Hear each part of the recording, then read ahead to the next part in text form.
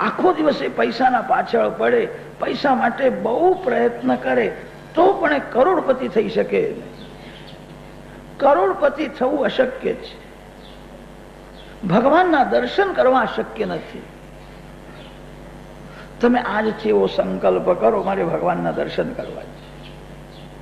મારા જીવનનું લક્ષ્ય હવે પૈસો નથી, પરમાત્મા છે. મારું જીવન હવે કેવલ ભોગ માટે નથી, ભગવાનના માટે. સત્સંકલ્પ ભગવાન સફળ કરે છે. સંકલ્પ બે પ્રકારના હોય છે, સત અને અસત. જે સંકલ્પના પાછળ કોઈ વિકાર છે, વાસના છે, કપટ છે, સુખ ભોગવવાની ઈચ્છા છે, એ અસત સંકલ્પ છે. અસત સંકલ્પને ભગવાન સાથ આપતા નથી.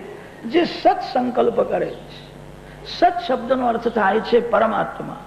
ઓમ, તત અને સત, આ ત્રણ નામ ભગવાનના છે.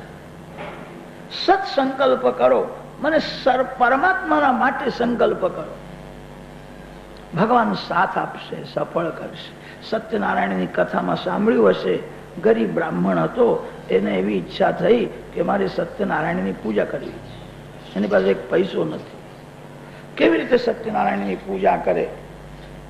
એને સત્યનારાયણની પૂજા કરવાની તીવ્ર ઈચ્છા હતી. એને નિશ્ચય કરો, જે કંઈ મળે તે હું નારાયણને અર્પણ કરીશ. એ ભિક્ષા માગવા ગયો, એને તે દિવસે ભિક્ષામાં ઘણું ધન મળ્યું. પ્રચુરમ દ્રવ્યમ આપતવા.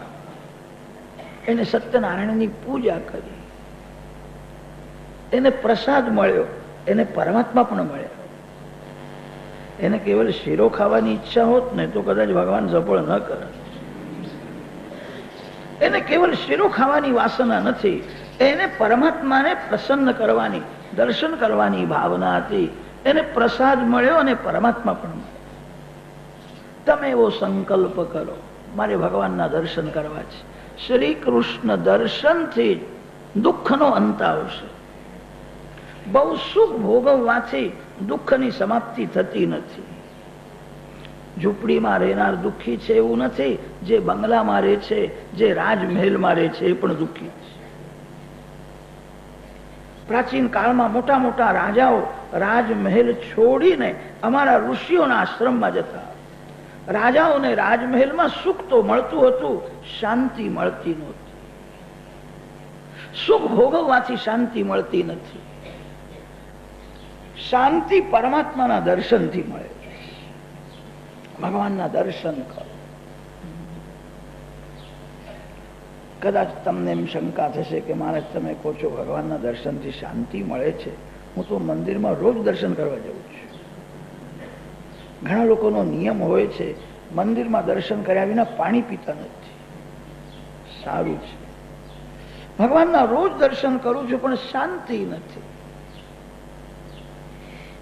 મંદિરમાં જઈને ભગવાનના દર્શન કરે એ સારું છે. મંદિરમાં જે ભગવાનના દર્શન કરે છે એને સાધારણ શાંતિ મળે છે. મંદિરમાં ભગવાનના દર્શન કરવા એ સાધારણ દર્શન છે. સાધારણ દર્શનથી સાધારણ શાંતિ મળે છે. મંદિરમાંથી બહાર નીકળ્યા પછી ભગવાન દેખાતા નથી, મન અશાંત થઈ જાય છે. મંદિરમાં જે ભગવાનની ભક્તિ કરતો હતો એ મંદિરમાંથી બહાર નીકળ્યા પછી આંખથી મનથી પાપ કરે છે. તેથી એમ સિદ્ધ થાય છે મંદિરમાં ભગવાનના દર્શન કરે એ બહુ ઉત્તમ દર્શન નથી, એ સાધારણ દર્શન છે. સાધારણ દર્શનથી થોડો સમય શાંતિ મળે. કેટલાક લોકો તો એવા હોય છે, મંદિરમાં બહુ ભીડ હોય અને તે ભીડમાં કદાચ કોઈનો ધક્કો લાગી જાય તો મંદિરમાં ભગવાનના સન્મુખ એમને ક્રોધ પણ આવી જાય છે. કેટલાક તો યાદ રાખે છે કે મને એને ધક્કો માર્યો છે, વખત આવવા દો, હું પણ એને ધક્કો માર્યો, ધ્યાનમાં રાખે છે. મંદિરમાં મન અશાંત થાય છે, મંદિરમાં ક્રોધ આવે છે, મંદિરમાં પણ કોઈ વખત મન બગડી જાય છે. મંદિરમાં ભગવાનના દર્શન કરવા એ સાધારણ દર્શન છે. મંદિરમાંથી બહાર નીકળ્યા પછી તમને જે દેખાય ત્યાં ભગવાનના દર્શન કરો. મંદિરમાં ભાવના કરવી પડે છે. આંખને ભગવાન દેખાતા નથી, આંખને પથ્થરની મૂર્તિ દેખાય છે. આંખને પથ્થરની મૂર્તિ દેખાય છે તો પણ વૈષ્ણવ એવી ભાવના કરે છે આ પથ્થરની મૂર્તિ નથી, આ ભગવાન છે. લોખંડમાં જેમ અગ્નિનો પ્રવેશ થાય છે તેમ મૂર્તિમાં ભગવાનનો પ્રવેશ થાય છે. લોખંડને અગ્નિમાં તપાવ્યા પછી એને કોઈ લોખંડ સમજીને સ્પર્શ કરે તો શું થાય? લોખંડને અગ્નિમાં તપાવ્યા પછી લોખંડ રહેતું નથી, એ અગ્નિ થઈ જાય છે. લોખંડમાં જેમ અગ્નિનો પ્રવેશ થાય છે તે મૂર્તિમાં પરમાત્માનો પ્રવેશ થાય છે. જે ભગવાન વૈકુંઠ ધામમાં છે, જે ભગવાન સાકેત ધામમાં છે, જે ભગવાન કૈલાસ ધામમાં છે, એ જ કૃપા કરીને મૂર્તિમાં પ્રવેશ કરે છે. આંખને ભલે મૂર્તિ દેખાય, વૈષ્ણવોને મંદિરમાં ભાવનાથી ભગવાનના દર્શન થાય. આજે ભગવાનના દર્શનમાં આનંદ આવ્યો. પથ્થરની મૂર્તિ જોવાથી આનંદ આવે છે.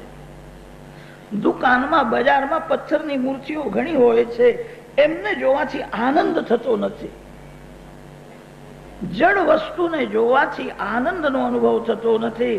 આનંદ ચેતન પરમાત્માનું સ્વરૂપ છે. મંદિરમાં ભાવનાથી ભગવાનના દર્શન કરે. આ મૂર્તિ નથી, સાક્ષાત ભગવાન.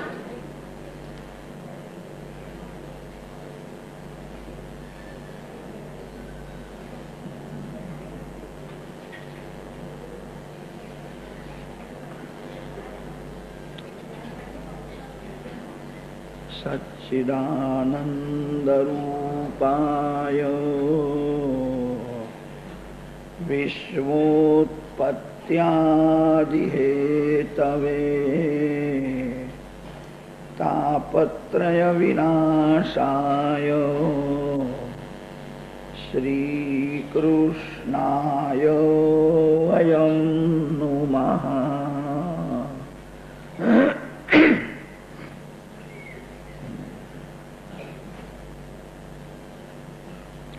ભાવના વિના મંદિરમાં પણ ભગવાન દેખાતા નથી.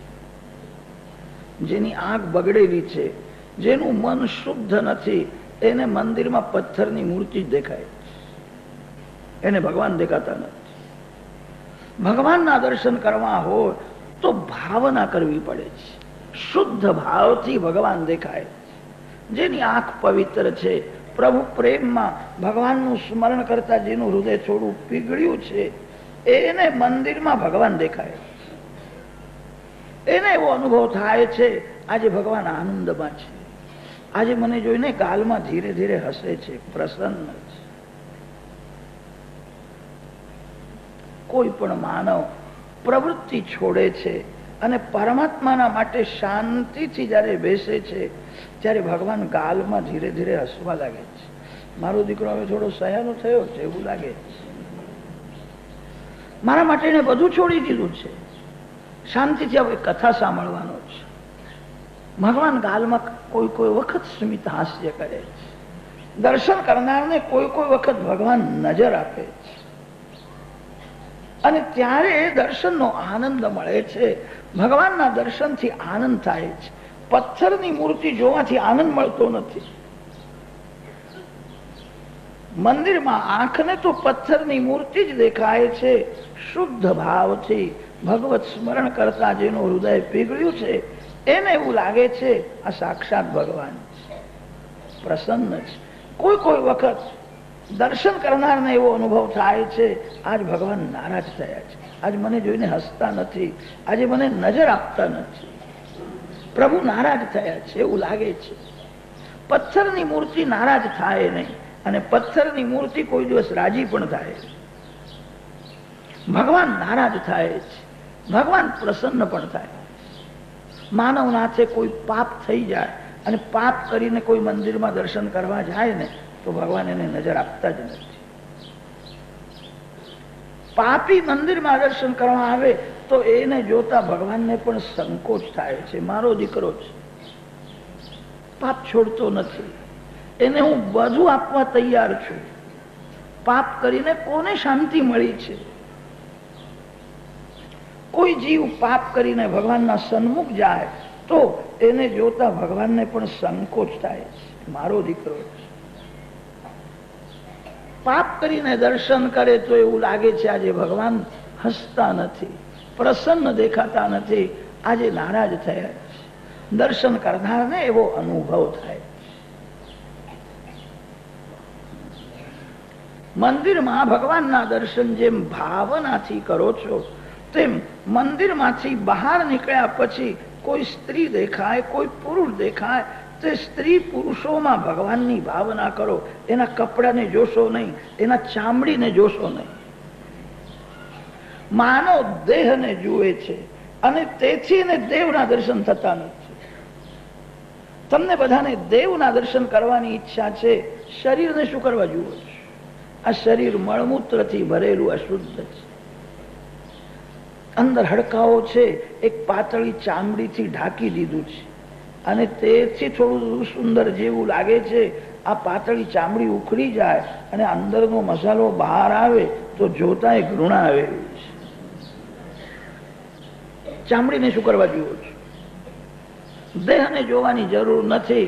જે દેહને જુએ છે, જે દેહને સુંદર સમજે છે, એ દેવથી દૂર જાય છે. તમને બધાને દેવના દર્શન કરવાની ઈચ્છા છે. આજથી એવો નિશ્ચય કરો, કોઈનું શરીર મારે જોવું જ નથી, કાળો હોય કે ગોરો હોય. બધું ફેંકી દેવાનું છે, બધું ત્યાજ્ય છે. હજામમાં એક મોટો સદગુણ હોય છે, એ જોતો નથી કાળા વાળા કેટલા છે ને ધોળા વાળા કેટલા છે. એ કોઈ જ વાત જોતો નથી, ફેંકી દે છે, કાળો હોય કે ધોળો હોય. તમને દેવના દર્શન કરવાની ઈચ્છા છે. આજથી એવો નિશ્ચય કરો, મારે કોઈનો દેહ જોવો જ નથી. જે દેહને જુએ છે એ દેવથી દૂર જાય છે. દેહ દેવના લીધે સુંદર લાગે છે. દેહમાં જે સૌંદર્ય છે એ દેહનું નથી, દેવનું છે. દેહમાંથી આત્મદેવ બહાર નીકળે તો પછી કોઈ દેહને ઘરમાં રાખવા તૈયાર નથી. કેટલાક લોકો તો ઉતાવળ કરે છે, જલ્દી બહાર કાઢો ને તો આ વજન વધી જશે. દેહમાં સૌંદર્ય દેહનું નથી, દેવનું છે. દેવના લીધે દેહ સુંદર લાગે છે. પ્રત્યેક માનવમાં દેવના દર્શન કરો, તમને બહુ શાંતિ મળશે, તમારું મન બગડશે નહીં. મંદિરમાં મૂર્તિમાં ભગવાનના દર્શન કરે એ સાધારણ દર્શન છે. પ્રત્યેક માનવમાં જે ભગવાનને જુએ છે, મંદિરમાં ગયા પછી પણ ભાવના તો કરવી જ પડે છે. ભાવના કર્યા વિના મંદિરમાં ભગવાન દેખાતા નથી. પ્રત્યેક માનવ શરીરમાં ભગવાનની ભાવના કરો. તમે જે દેવની પૂજા કરો છો, જે દેવના નામનો તમે જપ કરો છો, એ દેવ તમારા ઘરમાં જ છે એવું નથી. એ દેવ સર્વનો આધાર છે. એ દેવ સર્વશક્તિમાન છે. પ્રત્યેક માનવમાં દેવના દર્શન કરો. માનવમાં દેવના દર્શન કરે તો જગતનું ઘણું દુઃખ ઓછું થઈ જાય. માનવમાં ભગવાનના દર્શન કરે તો મન બગડે નહીં.